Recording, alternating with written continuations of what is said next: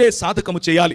నిన్నును గూర్చి అంటే ఇంతవరకు ఏ క్యారెక్టర్ గురించి అయితే మాట్లాడానో, ఇంతవరకు నీకు ఏ విలువలు, రాజ్య విలువలు ఉండాలని చెప్పానో, ఇంతవరకు నీలో ఏ ప్రేమ కనపడాలన్నానో, నీలో ఏ పవిత్రత కనపడాలన్నానో, నీలో ఏ విశ్వాసం కనపడాలన్నానో, ఈ మూడు కనిపించవు కానీ సిగ్గు లేకుండా స్టేజ్లు ఎక్కుతారు.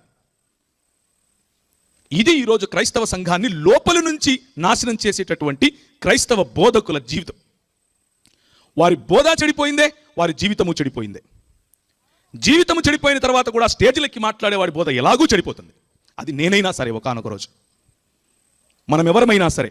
అందుకని దేవుని వాక్యం చెప్తుంది, నిన్నును గూర్చియు నీ బోధను గూర్చియు జాగ్రత్త కలిగియుండుము, వీటిలో నిలకడగా ఉండుము.